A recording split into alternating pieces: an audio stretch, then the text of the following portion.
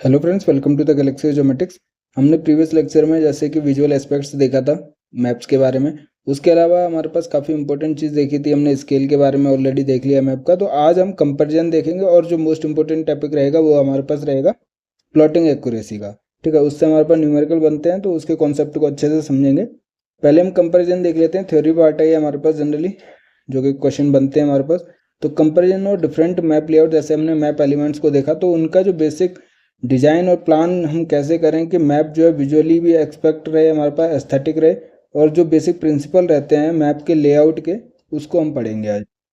तो a map layout is basically a plan और design in which a map can be drawn. It can be portrait और landscape. तो मतलब कि जो प्लान होता है, जैसे हमने बॉर्डर लाइन देखी थी और नीट लाइन देखी थी हमारे पास, ठीक है, तो उसके बीच में हमारे पास जो भी एलिमेंट्स हैं, ठीक है, हमारे पास लीजेंड होता है, टाइटल होता है, और हमारे पास डायरेक्शन के लिए नॉर्थ एरो रहता है हमारे पास। तो वो सब कहाँ पे होने चाहिए, उनका मतलब कि जो बेसिक प्रिंसिपल रहता है, ठीक है, और जो मैप का लेआउट है, मतलब कि मैप को हम कैसे रिप्रेजेंट कर रहे हैं, जो भी फीचर्स हैं उसके ऊपर, तो उसके बारे में हम देखने वाले हैं अभी। तो मैप जो है हमारे पास या तो पोर्ट्रेट में रहेगा हमारे पास, ठीक है, जो वर्टिकली रहता है, और जो हॉरिजॉन्टली रहता है वो हमारे पास क्या रहता है, लैंडस्केप रहता है। वहाँ पर ये पोर्ट्रेट हो गया या वहाँ पर लैंडस्केप हो गया। तो मैप हमारे पास पोर्ट्रेट भी हो सकता है, लैंडस्केप भी हो सकता है। Map layouts are very important in creating good composition and visual balance of map. तो एस्थेटिक व्यू के लिए हमारे पास काफ़ी इंपॉर्टेंट है मैप लेआउट, ठीक है। बेसिक प्रिंसिपल रहते हैं मैप लेआउट्स के, तो इनके बारे में समझते हैं। You should understand the concept and the requirements of a person using the map so that you get an idea how to display data on the map and which map element should be included. तो map elements हमने काफ़ी सारे देखे, उसमें से कौन सा ज़्यादा इंपॉर्टेंट है। जैसे हमने ये चीज़ भी देखी कि लीजेंड जनरली नीचे होता है, और जो टाइटल होता है या नॉर्थ एरो होता है वो हमारे पास ऊपर की साइड रिप्रेजेंट किया जाता है। तो ये चीज़ है हमारे पास कि कौन से एलिमेंट्स कहाँ पर डिस्प्ले किए जाने चाहिए, जिससे कि जो भी पर्सन उसको रीड कर रहा है मैप को, अच्छे से इन्फॉर्मेशन को गैदर कर सके, ठीक है। तो मैप रीडिंग भी एक डिस्प्ले डेटा के ऊपर डिपेंड करती है। उसके बाद हमारे पास you should understand the hierarchy with harmony. This means the kind of interrelationship between various elements on map emphasise should be given according to the level of importance of the elements of the map. तो जो elements हम show कर रहे हैं, जो features हैं हमारे पास, elements हैं, उनको कितना लेवल ऑफ इम्पोर्टेंट है, मतलब किस टाइप ऑफ मैप को हम रीड कर रहे हैं या क्रिएट कर रहे हैं, उसके बेसिस पे हमारे पास इम्पोर्टेंस डिसाइड किया जाता है। और जितने भी एलिमेंट्स हम शो कर रहे हैं या फीचर शो कर रहे हैं, उनके बीच का जो इंटर रिलेशनशिप है, मतलब लॉजिकल रिलेशनशिप सेम रहना चाहिए। Associated features must be given an associated treatment. A perfect harmony of features leads to a neutral bloom in a map. तो फीचर्स को अच्छे से उनके जो बीच का रिलेशनशिप है और जो हमारे पास उनका जो विजुअल एस्पेक्ट है वो अच्छे से रिप्रेजेंट किया जाना चाहिए मैप के ऊपर, ठीक है। Readers can gain maximum information from map at a glance with minimum cost and time. तो जो बेसिक प्रिंसिपल होता है वो है कि मैप को देखते ही हमारे पास कम टाइम में और कम कॉस्ट में हमारे पास कितना ज़्यादा इन्फॉर्मेशन हम गैदर कर सकते हैं, ठीक है। तो ये हमारे पास रीडर को बहुत हेल्पफुल रहता है। इस टाइप से हमारे पास मैप को क्रिएट किया जाता है। तो ये भी एक इम्पोर्टेंट बेसिक प्रिंसिपल है जो फॉलो किया जाता है हमारे पास टू क्रिएट अ मैप और मैप लेआउट्स में। Your map layout should be design to engage attention of its readers. This can be done by taking into account how the readers would like to visualise the information in the map. Map layout consist of map elements, balance and focus of attention. तो map layouts में तीन चीज़ें होती हैं, और reader हमारे पास क्या है, इंगेज किया जाता है। इस तरीके से मैप को क्रिएट किया जाता है कि जो भी इंफॉर्मेशन उसको चाहिए वो उसको देखते ही मिल जाए हमारे पास, ठीक है, ज़्यादा उसको डिफ़िकल्टी फेस ना करनी पड़े। तो मैप लेआउट की चीज़ हम तीन चीज़ें देखेंगे। एक तो मैप एलिमेंट्स होते हैं, जितने भी एलिमेंट्स हैं कहाँ पर शो करने चाहिए, कितना मतलब उसका साइज होना चाहिए, उनके बारे में देखेंगे, ठीक है। बैलेंस हमारे पास देखेंगे कि मैप जो है वो सेंटर में होना चाहिए, ठीक है। जो भी फीचर्स हैं हमारे पास सेंट्रली रिप्रेजेंट किए जाने चाहिए, ना तो बहुत ज़्यादा लेफ्ट में बहुत ज़्यादा राइट में, उसके बैलेंस को देखेंगे। और फोकस ऑफ अटेंशन हमारे पास कैसे मैप अपने पास रखता है उसके बारे में समझेंगे। तो ये तीन चीज़ें हम मैप लेआउट से रिलेटेड देखने वाले हैं। सबसे पहले मैप एलिमेंट्स देखेंगे कि जितने भी मैप एलिमेंट्स हैं कैसे शो करने चाहिए हमारे पास मैप के ऊपर।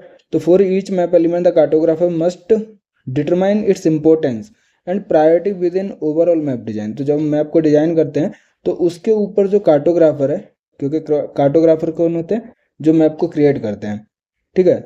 तो मैप डिजाइन के टाइम पे हमारे पास जो एलिमेंट्स हम शो करते हैं, जैसे बॉर्डर लाइन हो गई हमारे पास, ठीक है। उसके बाद हमारे पास ये पता है बॉर्डर लाइन हमारे पास थोड़ी थिकर रहती है, ठीक है। उसके बाद हमारे पास ये टाइटल हो गया, ये हमारे पास टॉप साइड में रहता है, हमारे पास लीजेंड बॉटम साइड में हमारे पास स्केल रहता है, ठीक है। और हमारे पास इंसर्ट मैप भी है कि ये किस पोर्शन को शो कर रहा है। तो ये जो इम्पोर्टेंस एलिमेंट है, ठीक है, उनको रिप्रेजेंट किया जाता है मैप के ऊपर। उसकी जो हायरार्की होती है और जो लेवल ऑफ इम्पोर्टेंस है उसको डिफाइन किया जाता है मैप एलिमेंट्स का। Most important elements in a given design should feature in more prominent positions and occupy a larger area within the map frame than other less important elements। तो जैसे हम इसमें देख सकते हैं कि टाइटल बड़ा बड़ा फॉन्ट में हमारे पास साइज में है, क्योंकि ये इंपॉर्टेंस रखता है कि ये जो मैप हम बना रहे हैं किसका बना रहे हैं, हमारे पास किससे पता चलता है, टाइटल से पता चलता है। तो ये इंपॉर्टेंस रखता है, इंपॉर्टेंट मैप एलिमेंट्स है, इसलिए ये ज़्यादा एरिया कवर करता है, मतलब कि ज़्यादा बड़ा साइज रहेगा as comparison to other things, ठीक है। और भी एलिमेंट्स हैं हमारे पास तो इनका साइज कम है, हमारे पास स्केल है, नॉर्थ एरो। तो कहने का मतलब है जो ज़्यादा इंपॉर्टेंट एलिमेंट्स हैं उनको ज़्यादा स्पेस दिया जाता है मैप के ऊपर। In this way the importance of various map elements can be matched to the visual hierarchy of the map itself. तो जो ज़्यादा इंपॉर्टेंट रहेगा उसको ज़्यादा एरिया और ज़्यादा साइज में रखा जाता है वहाँ पर मैप के ऊपर, ठीक है। तो ये जैसे एग्जाम्पल है मैप का, अरेंजमेंट ऑफ मैप एलिमेंट्स।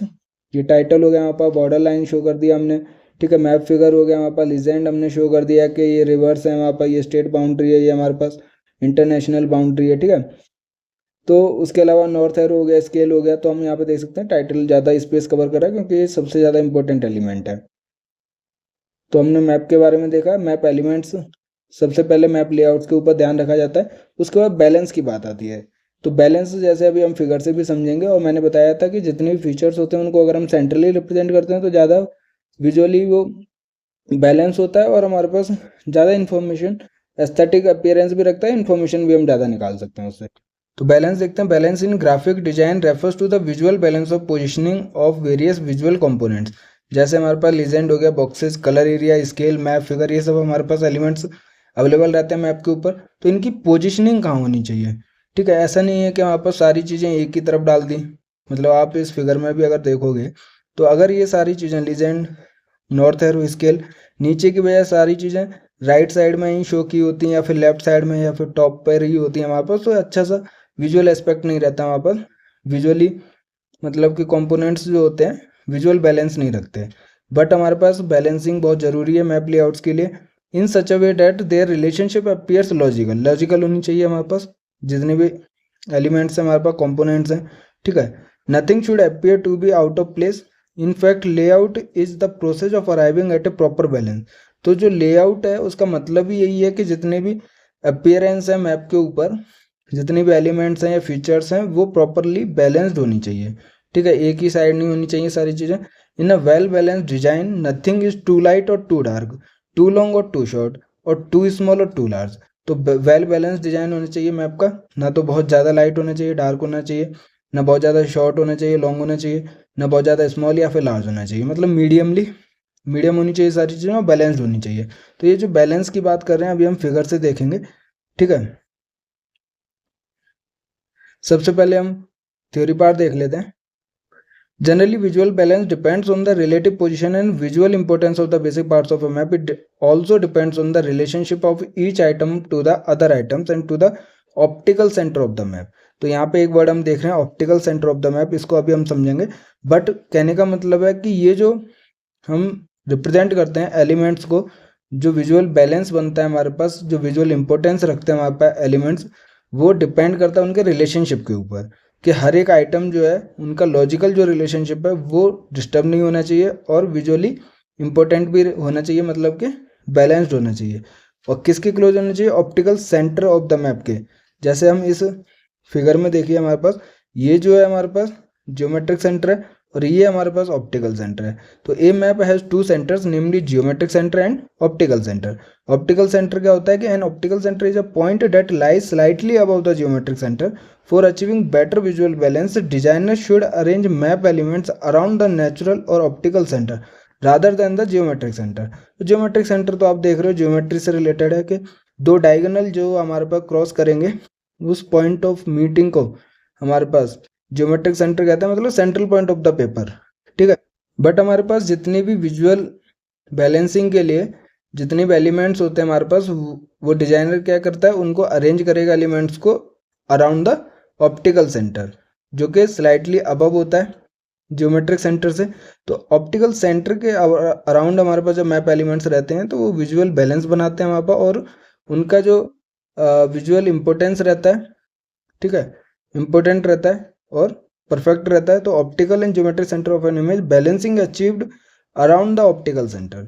तो ऑप्टिकल सेंटर स्लाइटली अबव रहता है और हमारे पास जितने भी एलिमेंट्स होते हैं वो अराउंड द ऑप्टिकल सेंटर रहते हैं, ना कि ज्योमेट्रिक सेंटर। ज्योमेट्रिक सेंटर तो हमारे पास सेंटर पॉइंट हो गया हमारे पास, जो कि उस मैप का जो पेपर है हमारे पास उसका सेंटर पॉइंट होता है। जैसे अब हम विजुअल बैलेंस की बात कर रहे थे, तो आपको इससे क्लियर हो जाएगा कि जो बैलेंसिंग है, क्योंकि इसमें हम कंपेयर कर रहे हैं अनबैलेंस लेआउट और बैलेंस लेआउट की, तो इसमें आपका मतलब क्या है कि ये हमारे पास फीचर्स रिप्रेजेंट किए गए हैं, ठीक है। तो फिगर 15 में हम देख सकते हैं कि first 3 layouts are unbalanced because there is poor balance between various objects of map such as margins, white space, bounding boxes and alignment. तो ये सारी चीज़ें मैटर करती हैं वहाँ पर। बैलेंसिंग की वहाँ पर एक्चुअली मैप लेआउट्स के लिए इम्पोर्टेंट है, क्योंकि कितना मार्जिन रखना है। अब हम देख सकते हैं कि पहले फिगर में जितने भी एलिमेंट शो किए गए हैं वो हमारे पास बैलेंस्ड नहीं है। तो देखिए हमारे पास इसमें साइज डिफरेंट है, ठीक है, left hand side right hand side हमारे पास अनबैलेंस्ड है। उसके बाद हमारे पास सेकंड फिगर में हम देख सकते हैं कि इसका साइज इंक्रीज हो गया, लेकिन स्पेसिंग बिटवीन द फीचर्स हमारे पास जो वाइट स्पेस है उतना इक्वली नहीं है डिस्ट्रीब्यूटेड, ठीक है। उसके बाद हम मार्जिन भी देख लीजिए, अगर आपका मार्जिन लेफ्ट हैंड साइड कम है और राइट हैंड साइड ज़्यादा है, तो वाइट स्पेस हो गया, मार्जिन हो गया, बाउंडिंग बॉक्सेज हो गया, अलाइनमेंट हो गया उनका, ठीक है। अलाइनमेंट अब इसमें इंक्रीज हो गया साइज, और इनका अलाइनमेंट भी प्रॉपर नहीं है, ठीक है, इसमें भी अलाइनमेंट प्रॉपर नहीं है। तो ये डिपेंड करता है हमारे पास कि मैप जो है वो परफेक्टली बैलेंस्ड होना चाहिए। जैसे फोर्थ वाले एग्जाम्पल में हमारे पास क्लियरली स्पेसिंग भी मेंटेन्ड है, लेफ्ट साइड और राइट साइड हमारे पास मार्जिन भी इक्वली है, ठीक है, और ये सेंटर में है लार्ज एरिया, और बाकी जितने फीचर्स हैं वो हमारे पास परफेक्टली बैलेंस्ड विजुअली बैलेंस रखते हैं हमारे पास, ठीक है। तो ये अनबैलेंस्ड लेआउट्स रिप्रेजेंट किए गए हैं और ये हमारे पास बैलेंस लेआउट है। तो जितनी मार्जिन हैं, वाइट स्पेस है, बाउंडिंग बॉक्सेस, अलाइनमेंट है या फीचर्स हैं, वो हमारे पास क्लियरली बैलेंस्ड होने चाहिए। तो fourth layout has a very good combination of different objects of the map, hence it is a balance layout. अभी एक और एग्जांपल देखते हैं बैलेंस लेआउट का, कि a simple way to understand how balance can perfect impression one would have while viewing a map. जब भी हम कोई भी बैलेंस्ड मैप देखते हैं तो उससे क्या फ़र्क पड़ता है अगर हम अनबैलेंस्ड मैप को कंपेयर करते हैं। तो the figure shows several different locations of the shape of India, can you find which appears better balanced with in the map frame. तो आप देखिए ए है, बी है, सी है और डी है, हमारे पास 4 फिगर है। ये पहला जो ए है वो हमारे पास लीव कर रहा है more space on the right side. देखिए इसका जो मार्जिन है और लेफ्ट हैंड साइड का जो मार्जिन है वो अनइक्वल है, राइट हैंड साइड ज़्यादा स्पेस है, ज़्यादा मार्जिन है हमारे पास। यहाँ पे हमारे पास लेफ्ट हैंड साइड में ज़्यादा मार्जिन है, तो ये भी अनबैलेंस्ड हो गया, ये भी अनबैलेंस्ड हो गया, ठीक है। उसके बाद हमारे पास इसके अंदर देखते हैं सी के अंदर, तो इसमें हमारे पास टॉप साइड जो है वो ज़्यादा मार्जिन है as comparison to the bottom side, तो ये भी हमारे पास अनबैलेंस्ड हो गया। लेकिन जो फिगर डी है इसमें हमारे पास परफेक्टली बैलेंस्ड है, चारों तरफ से मार्जिन इक्वल है, इसका मतलब ये सेंट्रली स्पेस्ड है। जो भी फीचर है हमारे पास इंडिया का जो मैप है, ठीक है। तो पोजीशन जो है पैनल डी के अंदर वो विजुअल इक्विलिब्रियम रखती है और appears better balanced with in the map frame, ठीक है। तो क्लियरली आप देख सकते हो कि कौन सा सबसे ज़्यादा बेटर विजुअल इम्पैक्ट रखता है हमारे पास, जो कि बैलेंस्ड रहता है, ठीक है। तो हमने दो चीज़ देखी, बैलेंस्ड मैप लेआउट के बारे में समझा और उससे पहले हमने मैप एलिमेंट्स के बारे में देखा। थर्ड जो पॉइंट है वो है हमारे पास फोकस ऑफ अटेंशन। तो हमने देखा था कि दो चीज़ें सेंटर देखे थे, एक तो हमारे पास ज्योमेट्रिक सेंटर था, दूसरा हमारे पास ऑप्टिकल सेंटर था। तो normally the optical centre of the map attracts the viewers eye, as a result the eyes follow a path from upper left, proceed through the optical centre and exit the space at the lower right. तो कोई भी map होता है हम सबसे पहले क्या top left corner से रीड करना स्टार्ट करते हैं, मतलब वहाँ से देखना स्टार्ट करते हैं। तो आप देखिए हमारे पास जो भी आइज है हमारे पास वो पाथ को फॉलो करते हैं किसी मैप को देखने के लिए अपर लेफ्ट से, फिर वो हमारे पास मूव करते हैं या तो बॉटम डाउन या फिर हमारे पास राइट हैंड साइड, तो टूवर्ड्स द ऑप्टिकल सेंटर हमारे पास मूव करते हैं, ठीक है। और जो एंड करते हैं हम अपनी आइज को किसी भी मैप को रीड करने के लिए, वो है हमारे पास लोअर राइट से। तो ये जो हमारे पास लोअर राइट है, तो इस तरीके से हम मैप को रीड करते हैं, ठीक है। तो ऑप्टिकल सेंटर हमारे पास मूव करते हैं हम अपने किसी मैप को रीड करने के लिए, जो भी हमारे पास आइज रहती हैं। कह रहा cartographic designers may use this pattern when arranging the map element so that positions of important objects on the map correspondent to natural eye movement. तो जैसे हमने देख लिया कि किसी भी मैप को रीड करने के लिए हम सबसे पहले टॉप लेफ्ट कॉर्नर से स्टार्ट करते हैं और बॉटम राइट कॉर्नर की तरफ मूव करते हैं। तो जितने भी इंपॉर्टेंट एलिमेंट्स हैं वो पहले हमारी आइज के पाथ में पड़ने चाहिए, जिससे कि फोकस जो रहे हमारे पास, अटेंशन उस मैप एलिमेंट्स के ऊपर रहे, और जितने फीचर्स हैं उनको भी हम इसी तरीके से अरेंज करते हैं, ठीक है। फीचर तो जनरली हमारे पास जो भी ग्राउंड के ऊपर अवेलेबल रहेंगे स्केल के बेसिस पे करते हैं, बट जो एलिमेंट्स होते हैं हमारे पास उनको हम अरेंज कर सकते हैं मैप के ऊपर, ठीक है। तो इंपॉर्टेंट ऑब्जेक्ट्स जो हैं वो पहले नेचुरल आई मूवमेंट का जो पाथ रहता है उसमें पोजीशन किया जाता है, तो वो फोकस ऑफ अटेंशन होता है, ठीक है। तो ये हमारे पास मैप लेआउट्स के बारे में था, जो कि इंपॉर्टेंट हैं तीनों पॉइंट्स, इससे रिलेटेड क्वेश्चन बनते हैं। जो सबसे ज़्यादा इंपॉर्टेंट है आज के लेक्चर में वो है हमारे पास प्लॉटिंग एक्यूरेसी, ठीक है। इसको समझ लेते हैं, ज़्यादा बड़ा टॉपिक नहीं है, और इससे रिलेटेड जो क्वेश्चन बनते हैं उसको भी हम देख लेंगे। मैंने थ्योरी पार्ट में लिया, मैं आपको अभी न्यूमेरिकल पार्ट में भी करा दूंगा, इसी के अंदर अवेलेबल है, ठीक है। तो प्लॉटिंग एक्यूरेसी देख लेते हैं कि the precision of a map plan depends on the fineness and accuracy with which the details are plotted. अब जैसे हमें पता है कि ग्राउंड के फीचर्स को हम रिप्रेजेंट कर रहे हैं मैप के ऊपर विद ए रिड्यूस्ड स्केल, ठीक है, क्योंकि हम एक्चुअल साइज तो कवर नहीं कर सकते एक पीस ऑफ पेपर पर। इसका मतलब है कि जो एक्यूरेसी है, मतलब मिनिमम हम कितना साइज मैप के ऊपर रिप्रेजेंट कर सकते हैं जो कि ग्राउंड के ऊपर अवेलेबल है। तो ये किसके ऊपर, प्लॉटिंग एक्यूरेसी के ऊपर डिपेंड करता है कि प्रिसीजन ऑफ मैप और plan depends on the fineness and accuracy with which the details are plotted, ठीक है। तो जो भी हम प्लॉटिंग कर रहे हैं मैप के ऊपर, उसकी फाइननेस और एक्यूरेसी के ऊपर डिपेंड करता है कि मैप की प्रिसीजन कितनी है। और ये जो प्लॉटिंग एक्यूरेसी रहती है पेपर के ऊपर, वो वेरी करती है 0.1 से लेके 0.4 mm तक। तो आपको वैल्यू जो याद रखनी है वो याद रखनी है 0.25 mm, क्योंकि ये क्या है, मीन वैल्यू, मतलब हम जो प्लॉटिंग एक्यूरेसी लेते हैं कितनी लेते हैं, 0.25 mm। तो सबसे इम्पोर्टेंट जो आज का लेक्चर का पोर्शन है वो है हमारे पास 0.25 mm। मैं बार बार बता रहा हूँ, ये चीज़ से रिलेटेड हमारे पास हर प्रीवियस ईयर में क्वेश्चन बनता है और आगे भी बनेगा, क्योंकि इंपॉर्टेंट है, ये सर्वेइंग का भी टॉपिक है हमारे पास, ठीक है। तो इसको समझना जरूरी है। आपको जो वैल्यू याद रखनी है वो है हमारे पास 0.25 mm। इसका मतलब क्या है, ये प्लॉटिंग एक्यूरेसी है, इसका मतलब है कि this therefore impose a limit on linear measurement that can be represented on the map at a given scale and thus accuracy. मतलब हम जो मैप के ऊपर मिनिमम रिप्रेजेंट कर सकते हैं एलिमेंट को या फीचर को, वो है हमारे पास 0.25 mm साइज है हमारे पास, ठीक है। इसको हम प्लॉटिंग एक्यूरेसी मान के चलते हैं। तो लीनियर मेजरमेंट में जो लिमिट है हमारे पास वो 0.25 mm की है, जिसको हम रिप्रेजेंट कर सकते हैं मैप के ऊपर। अब डिफरेंट स्केल होता है, उसके बेसिस पे हम ग्राउंड के फीचर का साइज निकाल सकते हैं। वो कैसे निकालते हैं, वो उसके स्केल पे डिपेंड करता है। तो आपको जो याद रखना है वो 0.25 mm याद रखना है। और हमें पता है जो स्केल होता है वो क्या होता है कि लाइन या फिर distance represented on the map, ठीक है, मैप के ऊपर डिस्टेंस और divided by the distance represented, same जो डिस्टेंस होता है उसको ग्राउंड के ऊपर रिप्रेजेंट करते हैं उस लाइन को, ठीक है। तो उतनी लेंथ जो है हमारे पास मैप के ऊपर divided by the same line on the ground, ठीक है। उससे हम क्या निकालते हैं, स्केल निकालते हैं। तो अब हमें ये पता है कि मिनिमम जो हम रिप्रेजेंट कर सकते हैं कितना कर सकते हैं, 0.25 mm रिप्रेजेंट कर सकते हैं, ये चीज़ हमें पता है। और स्केल, डिफरेंट स्केल हमारे पास अवेलेबल रहते हैं, जो कि 1:1000 हो गया या फिर 1:50,000 हो गया, मान लीजिए आप 1:1000, ठीक है, स्केल है हमारे पास। तो ये चीज़ हमारे पास अवेलेबल है और ये चीज़ अवेलेबल है रिप्रेजेंटेटिव फ्रैक्शन। इससे हम क्या निकाल सकते हैं, जो कि ग्राउंड के ऊपर जो फीचर का साइज रहेगा, ठीक है, मिनिमम जो हम रिप्रेजेंट कर सकते हैं मैप के ऊपर, क्योंकि हमें पता है मैप के ऊपर 0.25 mm मिनिमम हम साइज रिप्रेजेंट कर सकते हैं। तो ग्राउंड का फीचर जो है वो हमारे पास स्केल पर डिपेंड करेगा, ठीक है। इसीलिए मैं कह रहा हूँ आपको 0.25 mm वैल्यू याद रखनी है। अब हम देखते हैं आगे ग्राउंड के लिए कि for example if the plotting scale is 1:1000 then the maximum possible distance on the ground that can be represented as map is 0.25 × 1000 mm। अब ये कहाँ से आया, जो कि हमारे पास क्या है, मीटर में चेंज कर दिया, 0.25 मीटर हो गया, क्योंकि 1000 mm हो गया 1 मीटर में। ठीक है, तो ये यहाँ से आया। स्केल हमारे पास क्या है, स्केल हमारे पास है 1:1000।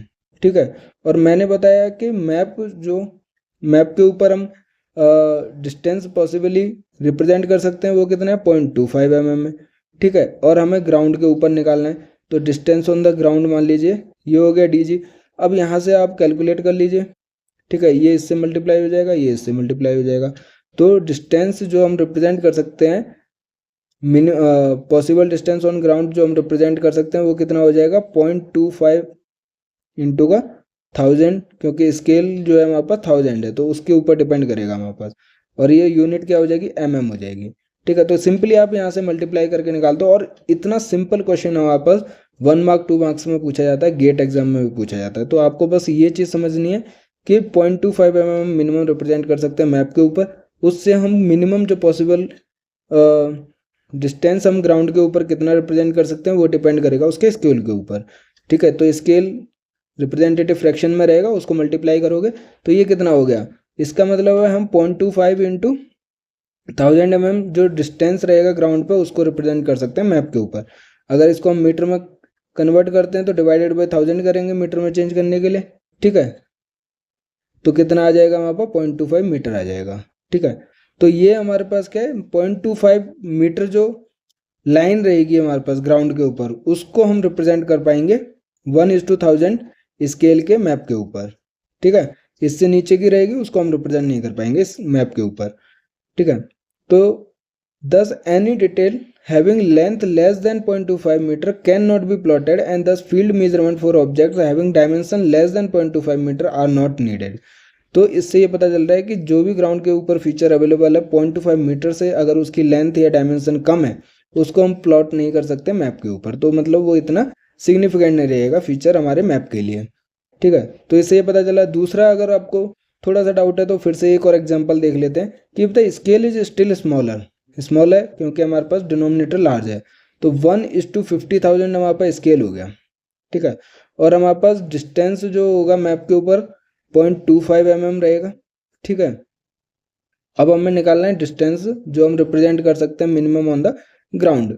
तो डी जी अगर हम निकालते हैं तो कितना हो जाएगा, 0.25 इंटू का 50,000। यूनिट क्या रहेगी हमारे पास, mm रहेगी। अब आपको मीटर में कन्वर्ट करना है तो डिवाइडेड बाई 1000 कर दिया मैंने। ठीक है, 1000 कर दिया, ये इतना हो गया, तो ये कितना आ जाएगा, 0.25 इंटू का 50, और ये यूनिट हमारे पास मीटर में हो गई। ठीक है, तो इतना मीटर जो हम रिप्रेजेंट कर सकते हैं मैप के ऊपर। तो 0.25 इंटू का 50 कितना हो गया, 12.5 मीटर हो गया।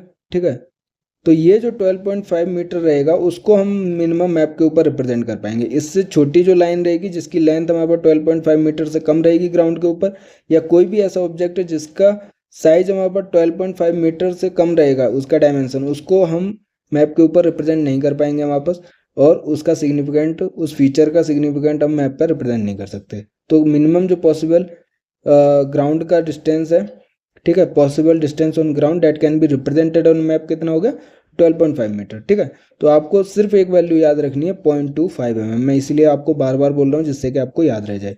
ठीक है, 0.25 mm जो मिनिमम पॉसिबल डिस्टेंस या लेंथ हम रिप्रेजेंट कर सकते हैं मैप के ऊपर। तो इससे हमारे पास क्या आया, स्केल से 1:50,000, क्योंकि स्केल का डिपेंड करेगा हमारे पास कि मैक्सिमम प्लॉटेबल ग्राउंड डिस्टेंस कितना रहेगा, वो स्केल के ऊपर डिपेंड करेगा आपका।